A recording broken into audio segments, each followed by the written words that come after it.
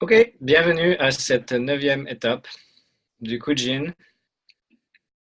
neuvième et dernière étape. Donc, on va commencer par une réflexion sur le fait que ça soit une dernière étape. Ça implique que c'est la fin. Ça implique que c'est euh, l'état final du processus, mais aussi l'état final de ce qu'on recherche, de notre chemin spirituel, de notre développement. Voilà, c'est ce soir. On touche au but. Et, euh, et donc, j'ai envie de parler un peu de ça. Qu'est-ce que ça veut dire, de manière générale, l'accomplissement? On parle d'accomplissement de soi, mais simplement en général d'accomplir ou d'avoir fini, d'arriver au bout. Qu'est-ce que ça veut dire? Et on a tous une certaine conception de qu'est-ce que ça veut dire pour nous d'arriver à destination. Et certains diront c'est l'illumination, c'est l'éveil, c'est d'être un Bouddha, c'est d'être un avatar, c'est d'être autoréalisé. Il y a plein de termes qu'on entend, qu'on connaît, qu'on sait plus ou moins ce qu'ils veulent dire. Et, euh, et on a lu des trucs dans des livres et on a vécu des expériences de conscience élevée, des expériences touchantes.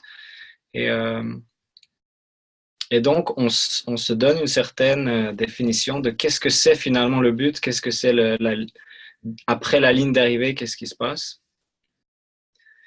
Mais, euh, mais c'est souvent une conception qu'on s'est fait. On a attrapé cette idée quelque part et elle est là en dedans de nous. Donc, on va essayer de contempler ça pour commencer et essayer de regarder pour chacun de nous qu'est-ce que c'est cette image ou cet idéal. OK? Donc, je vous invite à respirer. Juste, on va contempler en semi-méditation guidée. Donc, mettez-vous à l'aise et on va simplement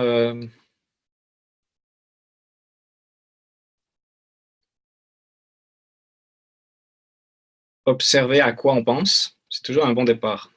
Qu'est-ce qu'on est en train de penser en ce moment? Ah, ok, le 9e Kujin. Ou bien est-ce qu'on pense à notre journée? Est-ce qu'on pense à, à l'étape d'avant du Kujin? Est-ce que, peu importe ce qui se passe, d'observer à qu'est-ce que notre mental est en train de faire, c'est un très très bon exercice. On peut commencer une méditation comme ça. Donc, à quoi je pense?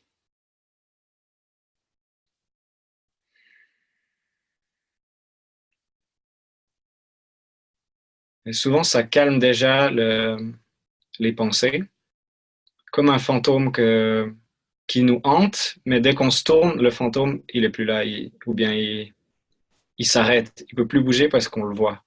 C'est un peu le même principe. Donc, on observe son mental. Souvent, c'est ah, oh merde, il m'a vu. Donc, on va prendre avantage de ça, profiter de ça, pardon. On va profiter de cet état d'observation et on observe son corps, on relaxe son cerveau. Donc on relaxe le cerveau, on relaxe le front, les tensions qu'il peut y avoir dans le front.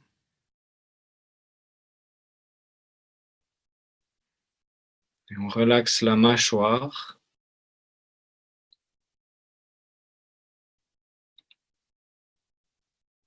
on relaxe les dents. Chaque dent se relaxe. On relaxe le cou qui porte la tête toute la journée. Il a aussi droit à son moment de relaxation. les épaules.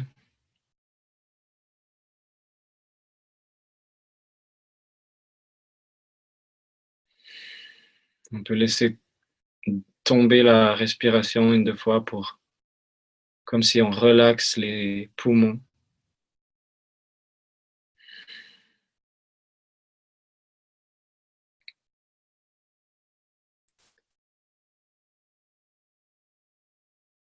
On relaxe les bras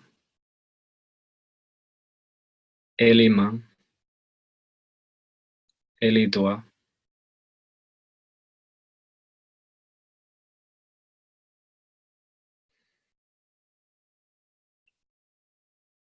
On relaxe le ventre.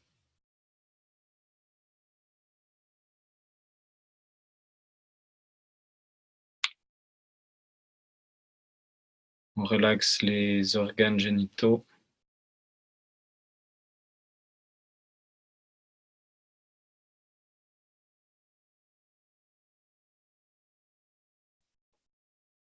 On relaxe les hanches.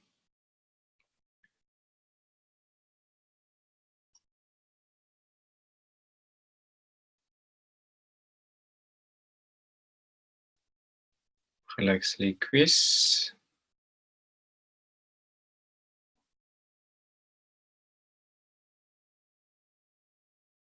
On relaxe les genoux.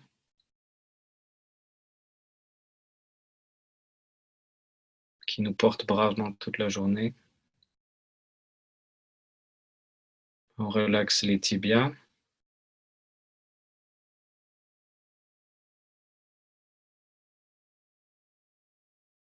On relaxe les chevilles.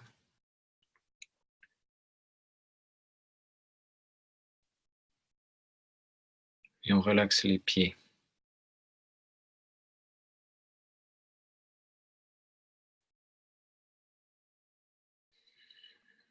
Et on est là simplement avec tout notre corps qui est relaxé.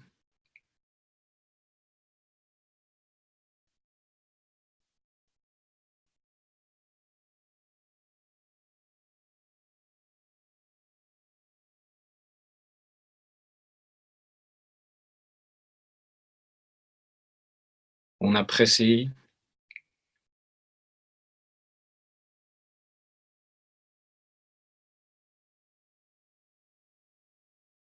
Et on cultive un sentiment de paix. D'être en paix avec son corps. D'être en paix avec soi-même. Être en paix avec son mental, ses pensées. Être en paix avec ses émotions.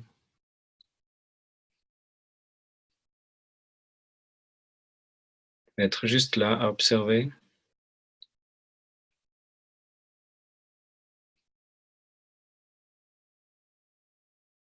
Simplement une attitude paisible.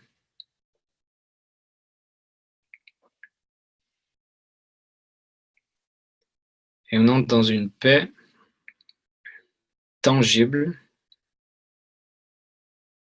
Et on entre dans notre palace de la paix. En nous, il y a un immense palace qui est fait de paix. Donc on va rentrer dans cet immense palace de paix. Chaque pas que l'on fait en entrant dans ce palace est fait de paix. On marche en paix. La porte est faite de paix. On entre dans le palace de la paix.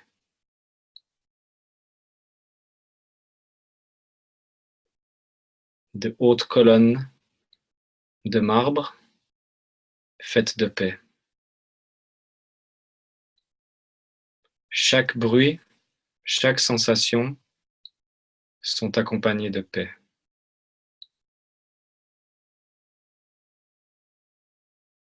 Vous entrez dans votre propre palace de paix.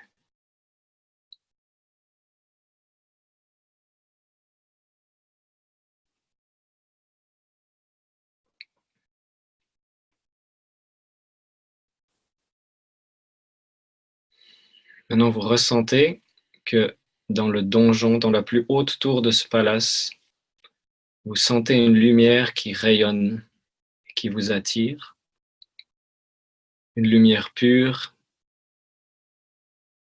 qui est irradiée, sentiment de douceur,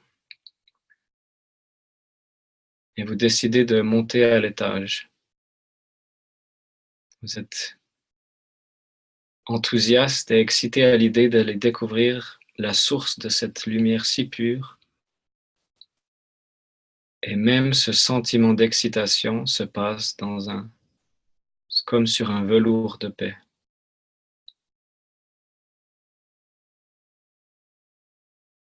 Donc vous montez les escaliers dans votre palace de paix. Tout en haut, la plus haute tour du donjon, se trouve cette merveilleuse lumière, douce, puissante et pure. Donc vous voulez découvrir quelle est la source de cette lumière. Vous montez au premier étage, toujours en paix. Vous montez au deuxième étage,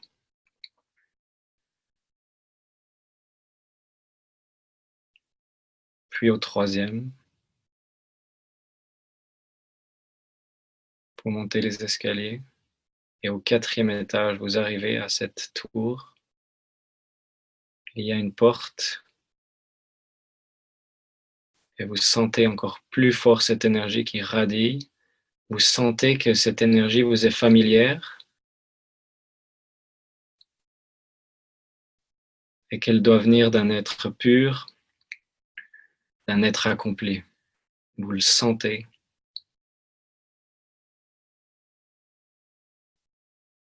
Donc vous approchez de la porte et vous ouvrez la porte pour réaliser que c'est vous. C'est vous cet être réalisé qui radie cette chose que vous aviez tant cherché. Et maintenant vous êtes dans la pièce, c'est vous qui êtes le centre. Et vous contemplez qu'est-ce que vous vivez, ayant atteint le plus haut point, votre objectif ultime.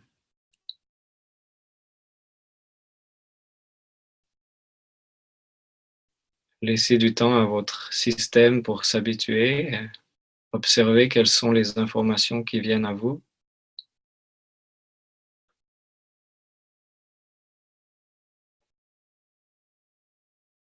Vous êtes au bout du voyage.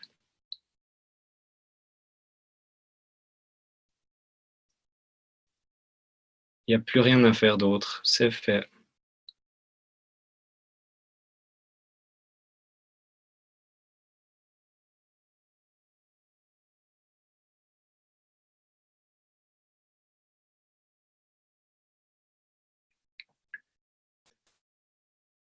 Et vous respirez, vous ressentez et vous observez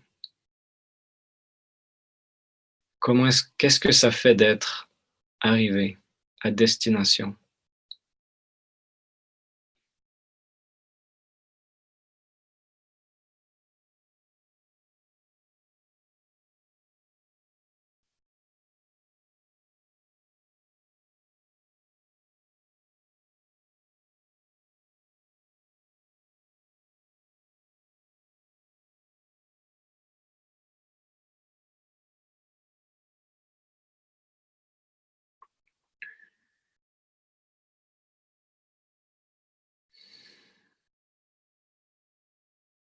Donc vous pouvez apprécier ce moment et observer quel type de personne vous êtes dans cet état, comment est-ce que vous agissez.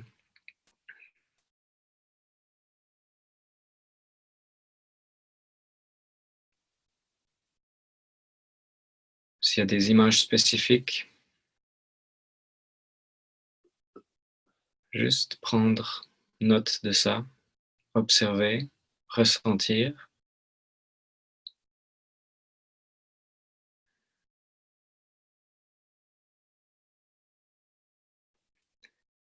Et on va gentiment redescendre.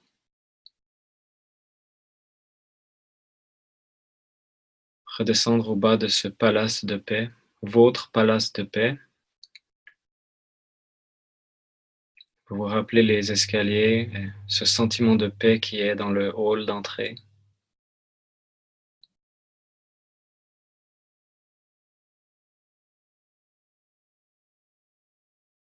Et nos pieds touchent le sol du hall d'entrée. Et on respire et on sourit.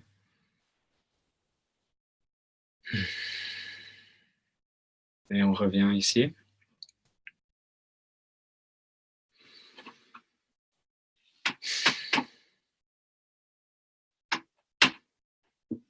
Très bien. Donc, une petite réflexion, méditation pour nous inspirer. Plusieurs choses. Il y a plein d'aspects différents d'ailleurs. L'un d'entre eux nous inspirer quelle est notre conception de cet état final. De chacun de nous, peut-être cette méditation va nous aider à voir qu'est-ce qu'on s'imagine qu'il y a derrière cette porte, comment est-ce qu'on se sent, est-ce qu'on est un être suprême au sommet de la pyramide et puis les gens nous adorent, ou est-ce qu'on a un sentiment de paix, vraiment on est bien avec nous-mêmes, ou est-ce que on n'a pas réussi à ouvrir la porte parce qu'on sent que c'est trop intime, ou il peut y avoir plein de scénarios différents qui se passent dans cette méditation, et chacune d'entre elles, peu importe votre expérience, va vous donner un indice sur comment vous voyez cette étape finale, cet accomplissement. Donc voilà, très utile.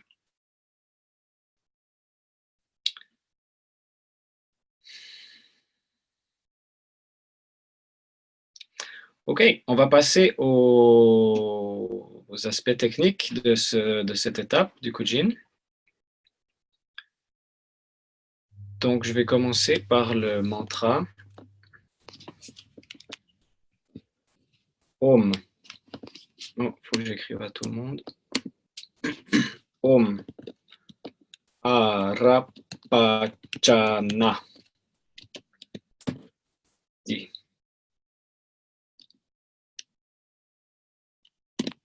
Om Arapachana dit. Donc, Om,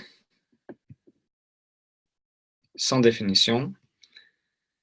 Rapa, je vais le décortiquer ce mot en plusieurs parties. Donc, Rapa, ça veut dire casser. Et Arapa, c'est non cassé. En sanskrit, si vous connaissez la grammaire, souvent ils rajoutent un A devant les mots pour l'inverser. Comme en français un. Par exemple, compatible, incompatible. Donc en sanskrit, c'est un petit A. Donc si on a rapa, cassé, arapa, c'est non cassé, pas cassé ou incassable. C'est souvent comme ça qu'ils bâtissent les mots aussi en sanskrit. Ils vont utiliser la négation. Et s'ils doivent dire quelque chose de positif, ils vont dire double négation. Donc pour dire pur, par exemple, ils disent non impur. Donc c'est très courant d'utiliser la négation. Donc pour incassable ou invincible ou inaffecté, on va utiliser ce mot arapa, pas cassable. Cha, la petite partie, C-A, cha, c'est avec ou bien joindre. Et na, c'est non, comme non, négatif. Non. Donc, si on met le mot ensemble, arapa, incassable, avec non, avec ce qu'il y a avant, donc incassable, mais cassable. Donc on négationne, on prend la négation de la négation, pardon. Donc incassable et en même temps cassable. Voilà. C'est joint les deux. Le concept d'être affecté, on peut aussi dire affecté et pas être affecté, ces deux concepts sont joints, ils vont ensemble. Donc, inaffecté, mais affecté en même temps. Voilà, une belle traduction, c'est ça que je vais prendre. Affecté et en même temps inaffecté. Voilà. Et le dit, c'est le longan. Ointment en anglais, j'ai regardé sur Google, ils disent onguent. Je ne sais absolument pas ce que ça veut dire, mais en gros, c'est une huile qu'on utilise pour parfumer. C'est une huile qu'on va utiliser en tout cas comme une visualisation, comme une huile visqueuse qui coule sur notre corps. Donc le di, c'est cette huile, c'est cette pommade qui nous entoure. Donc voilà, on va utiliser ça comme visualisation et ça fait partie de ce mantra d'être affecté et de ne pas être affecté, d'être affecté. En gros, c'est ça. Et au niveau émotionnel, si on traduit ça de manière pratique, c'est de vivre une émotion, d'être affecté. On est affecté par une situation. Et en même temps, on n'est pas affecté du fait qu'on soit affecté. Donc, voilà. C'est pas pour rien que cette étape s'appelle Zen. On est dans des concepts abstraits et on est aussi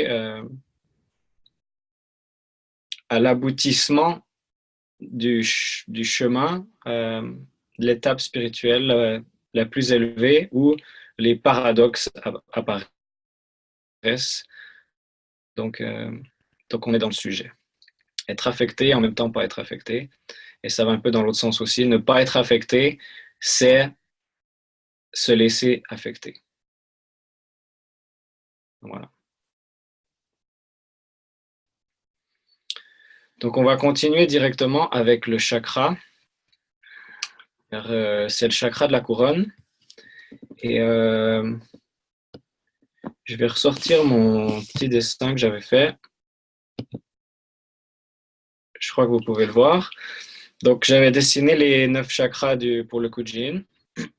Et on voit le chakra de la couronne qui est aussi à la verticale, comme le premier chakra, comme le chakra de la base, mais dans l'autre sens. Donc c'est aussi ce cône qui rentre dans la tête et qui s'ouvre vers le haut. Donc voilà, chakra de la couronne. Et il n'y a pas de visualisation officielle. Le but, c'est de visualiser du vide. Il n'y a pas de visualisation. On est dans le zen, on est dans le... Il n'y a pas de couleur, il n'y a pas de concept. Donc, c'est pas de visualisation. Mais on a quand même associé c'est une visualisation, mais qui n'est pas officielle. Voilà, je ne sais pas comment le dire. Où on a cette huile sainte, cette huile bénie par l'état le plus haut, le plus puissant, le plus pur. Et c'est cette huile qui vient, qui coule sur nos têtes et qui nous entoure. Donc c'est l'huile du Christ, l'huile du Bouddha, l'huile de Krishna qui vient nous bénir. Donc on peut utiliser ça qui nous met en contact avec le di, la partie di du mantra, qui est cette tongan. Donc, c'est une façon d'apporter ce concept. Il y a quelque chose qui se passe quand on accepte de se faire toucher par cette huile pure et sainte et élevée. Donc, voilà. Donc, ça se passe sur le sommet de la tête. On a le chakra, on a cette visualisation optionnelle qu'on peut utiliser ou pas. Donc, c'est cette partie du corps qu'on touche. La partie la plus élevée avant qu'on quitte le corps.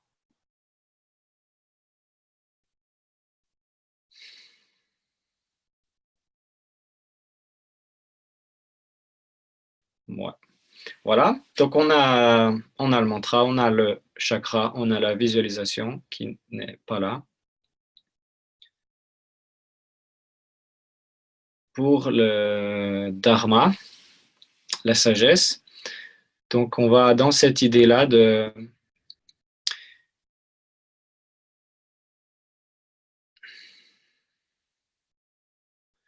trouver son état de paix. C'est aussi pour ça que j'ai commencé.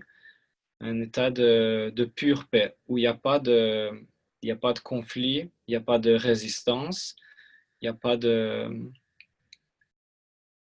On est affecté, on avance, on reste dans le monde. C'est pas un état où on est enfermé dans une cage et puis on atteint l'état sublime. C'est d'être toujours connecté à ce qu'on fait, à ce qu'on vit, d'être affecté, de souffrir, d'être affecté, d'avoir des émotions et en même temps ne pas être affecté par le fait qu'on est affecté, de ne pas être affecté par ne pas être emporté, si on veut bien, par le fait qu'on est affecté. Et même quand on se fait emporter, ne pas être affecté par ça non plus. Le fait qu'on s'est fait emporter par une émotion, par une discussion, et on est... Peu importe comment on est affecté, on reste pas affecté par ça. Donc ça pousse ce concept zen à son extrême. Et c'est facile de dire, d'interpréter la sagesse de zen et de dire « Ah ouais, je suis pas affecté ». Et d'oublier la première étape qu'on a vue de Rin, d'oublier que d'être là simplement avec ce qui est, d'accepter de se rencontrer, d'accepter d'être humble et de rencontrer ce qu'il y a. Donc le Kujin dans son ensemble nous a amené à travers beaucoup d'étapes pour pouvoir apprécier maintenant cette sagesse de pouvoir être affecté sans être affecté vraiment. Aussi, si on considère un guerrier et puis on dit ce guerrier est invincible, il est tellement puissant que il est invincible. Et si c'est un guerrier qui va à la guerre, qui va sur le champ de bataille, on peut bien comprendre qu'il va recevoir des coups, il va être confronté, il va souffrir, mais il est invincible.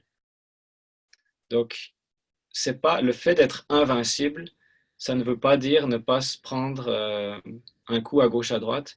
Il va se prendre des coups, il va être affecté par la bataille de la vie et en même temps, il va être tellement concentré sur lui-même et en paix et incarner cette sagesse d'état d'être qu'il ne sera pas affecté peu importe ce qu'il arrive. Et c'est comme ça qu'on dit qu'il est invincible. Donc, c'est un exemple qui montre un peu cette nuance et aussi qui montre le piège de cette étape où on va dire « Ah ouais, je suis invincible » et puis de prétendre qu'on est invincible quand en fait on est affecté. Et c'est pas ça la sagesse du jour, de dire « Ah, je suis affecté, ah, mais en fait je suis pas affecté ». Ça, ce serait du déni, ça serait de prétendre. C'est de simplement se dire, ah tiens, je suis affecté et de rien dire, en fait, de simplement être affecté. C'est le retour à la simplicité extrême.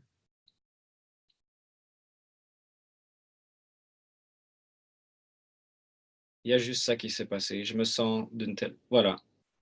Il n'y a pas besoin de faire quoi que ce soit.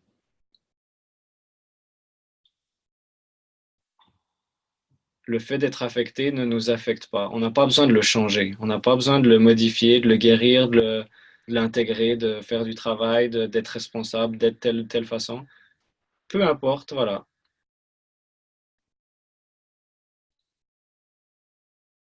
C'est un état de simplicité, de paix super intense, super profond.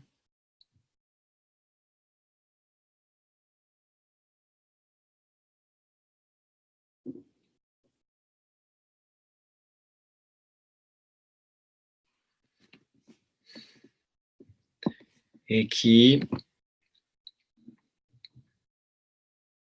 s'applique donc à tout instant.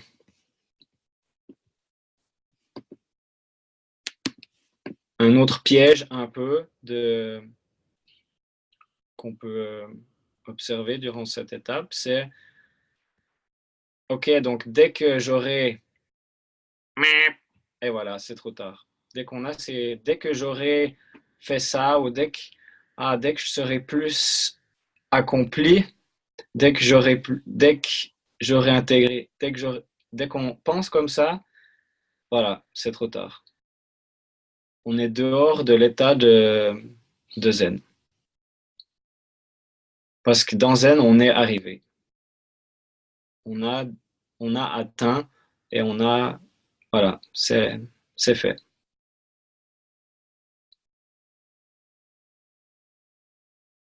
Et donc, l'ego va crier très fort, mais c'est pas vrai, j'ai pas fini. Et voilà.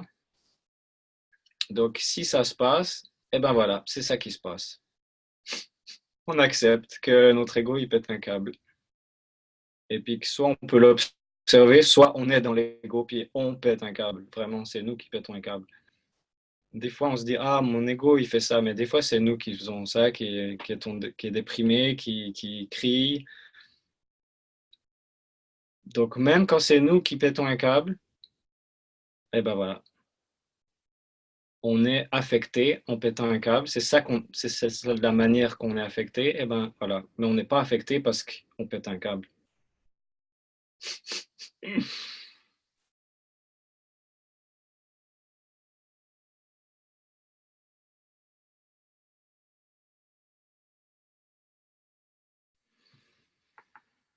Donc, on respire.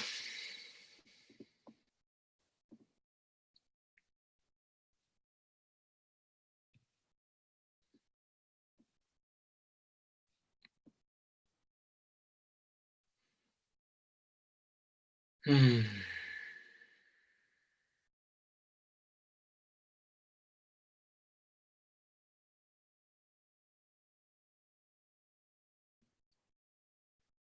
Donc, je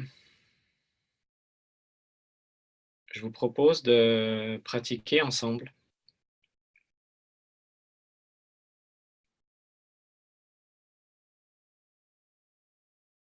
Donc, on va voir le mudra. Vous pouvez boire un peu d'eau. Vous décontractez si vous avez des tensions.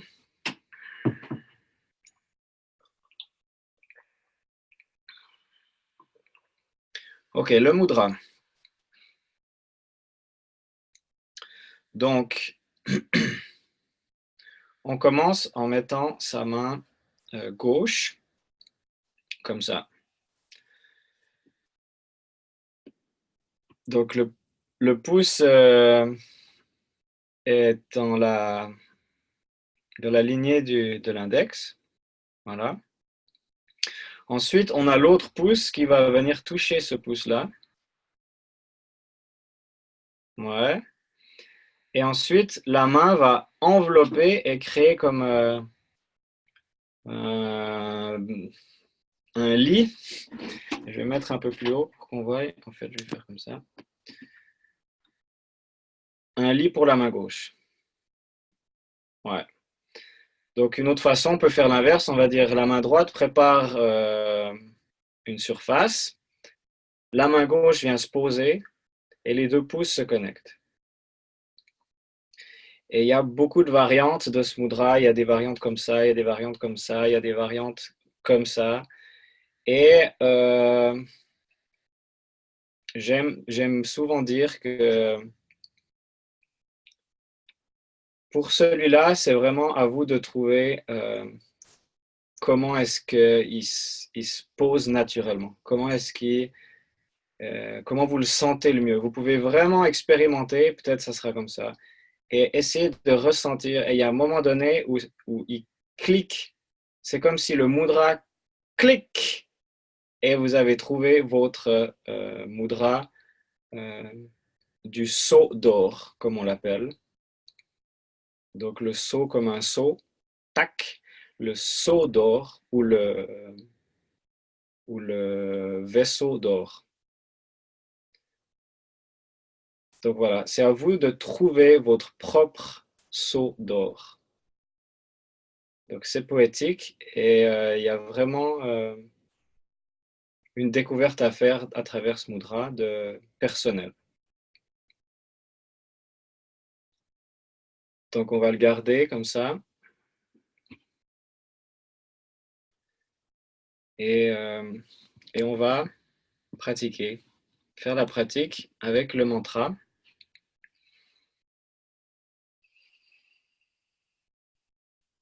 Qui était donc Om Arapacha Arapachanadi. Arapachanadi. Om Arapachanadi.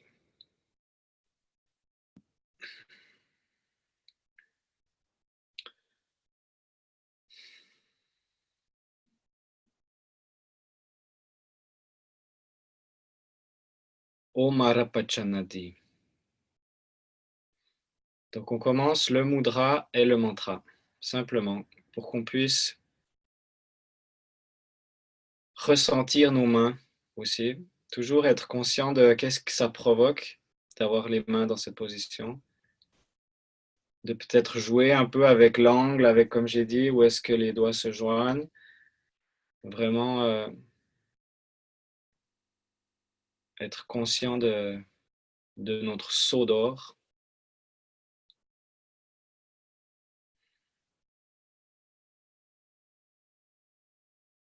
Om Arapachanadi. Om Arapachanadi. Om Arapachanadi. Om Arapachanadi.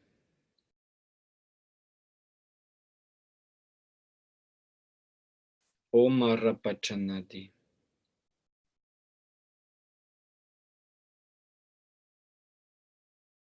Om Arapachanadi.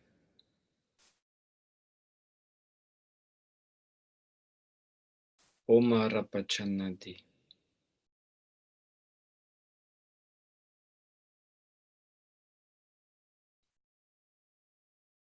Om Arapachanadi. Et on ajoute la visualisation.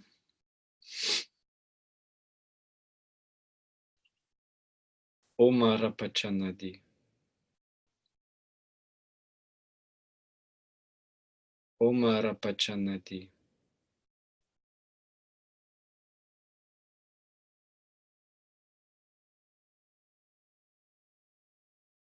Om Arapachanadi.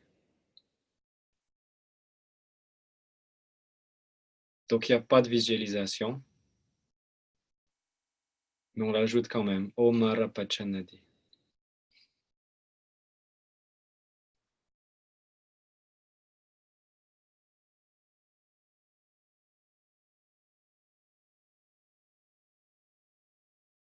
Donc on a notre mudra,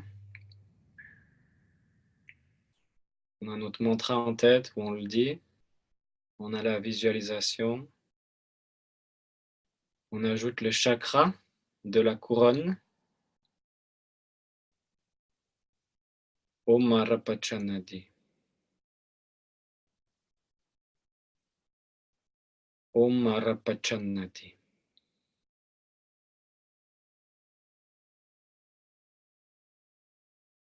Om Marapachanadi.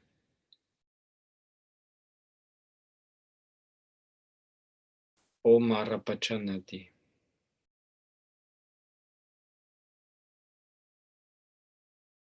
Om Marapachanadi.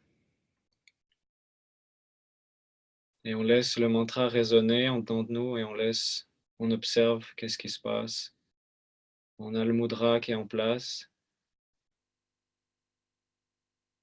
Les éléments sont en place et on observe.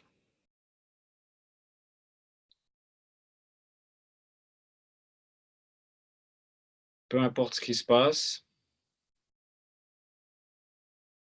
il se peut qu'on soit affecté, mais ça ne va pas nous affecter d'être affecté.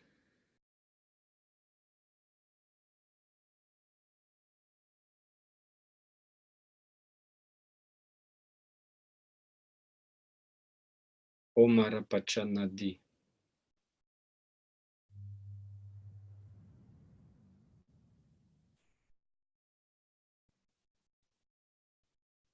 Om Marapachanadi.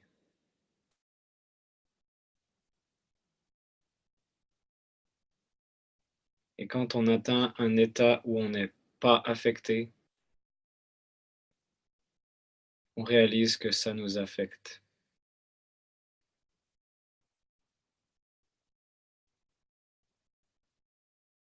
Om Marapachanadi.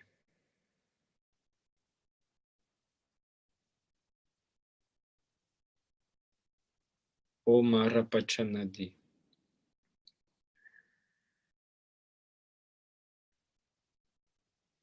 Om Marapachanadi. Vous êtes arrivé à destination.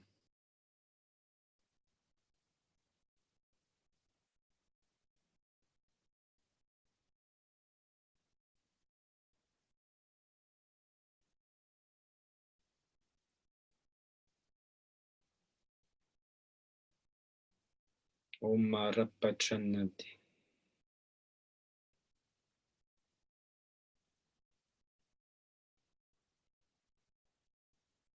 Om Marapachanadi.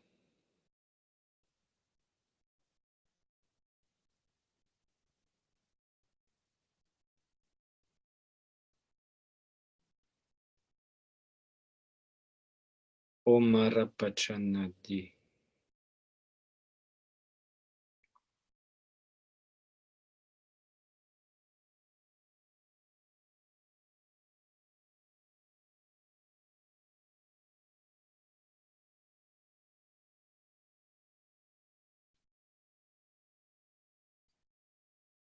Et vous vous laissez toucher par l'huile sur le sommet de votre tête qui se répand et qui enveloppe tout votre corps de la conscience pure, la conscience inaffectée. Vous vous laissez affecter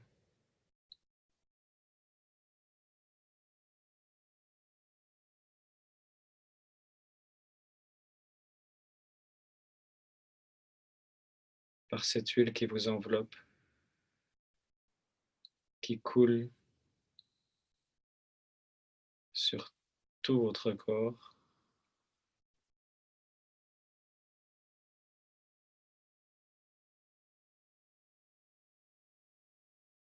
L'huile du Christ, l'huile de la réalisation,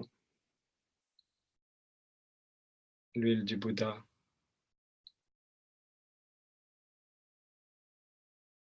Vous vous laissez toucher, imprégner par son parfum.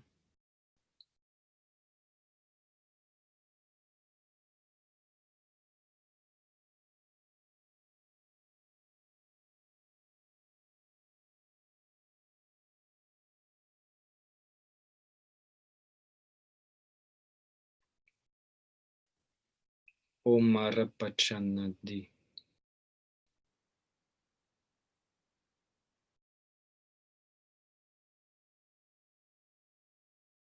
Le mudra du vaisseau d'or supporte, soutient votre expérience.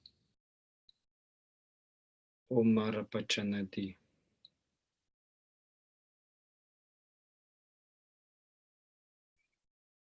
Om Arapachanadi.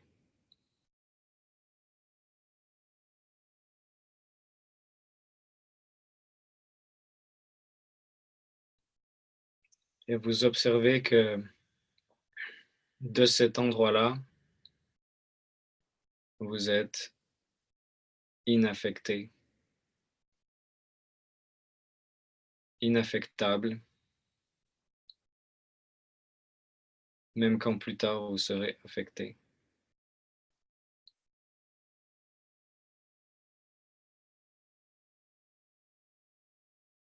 Om Arapachanadi.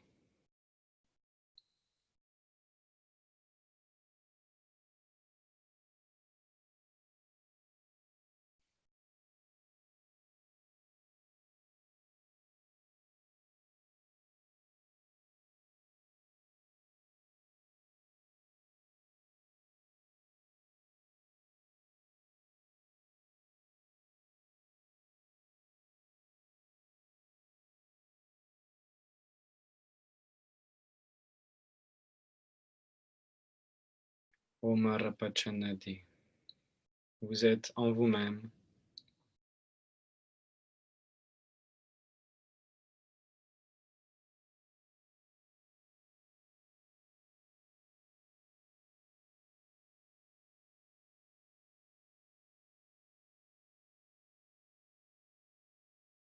En paix.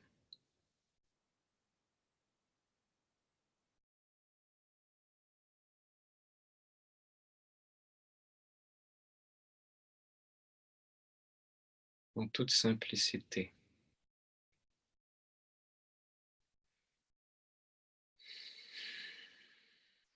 Qu'on va gentiment amener le mudra en mudra de prière et on laisse aller.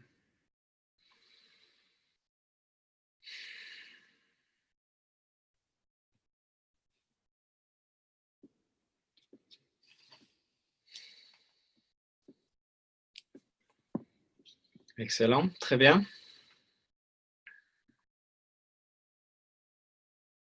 Voilà pour l'initiation à Zen.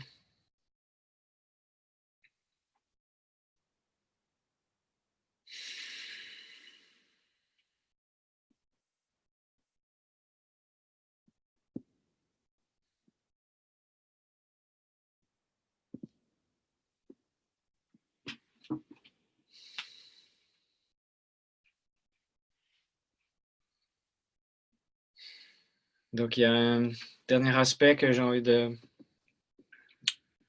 discuter, c'est dans le même état d'esprit qu'on a vu au début où on a cet objectif ou cet état ultime, cet accomplissement. On a l'impression que quand on sera là, la vie arrêtera de nous affecter. Que après, c'est bon, on aura tout, on aura réglé, on sera en dehors de, on a gagné le jeu, on a gagné la partie, donc voilà, c'est fini. Donc c'est aussi quelque chose qu'on découvre durant cette étape de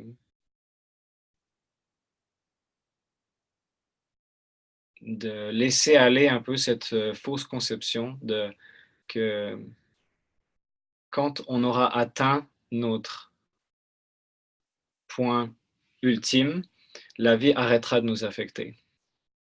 Et c'est pas le cas parce que quand on est dans la vie, quand on est, quand on entre on va faire les courses, on va être affecté par les gens, par l'environnement, et puis, euh, et puis voilà. Donc peu importe le niveau d'état d'être qu'on a atteint, on reste affecté.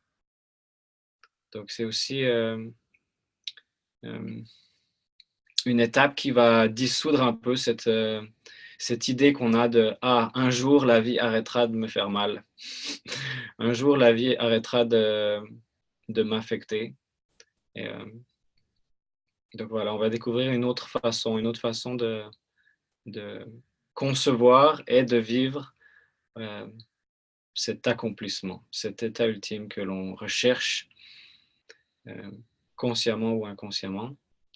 Donc voilà, plein de belles choses à découvrir dans cette étape. Mhm.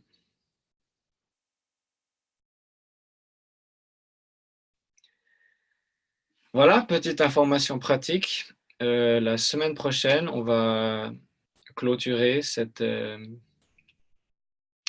9 semaines par une petite rencontre où on va partager ce qu'on a vécu, si on a envie, mais simplement de se voir une dernière fois pour clôturer le processus. Donc, ça va être peut-être une demi-heure comme ça. Je vous invite à préparer du thé si vous avez envie, qu'on va tous boire un thé ensemble pour célébrer la fin de ce processus et aussi euh, célébrer le fait qu'on a tous bien travaillé durant ces 9 semaines. Et ensuite, il y aura la sangha normale à Bulle qui va s'en suivre. Donc, vous êtes tous cordialement invités à participer à cette sangha ou depuis chez vous, comme vous voulez. Alors voilà, une bonne pratique et bonne découverte de Zen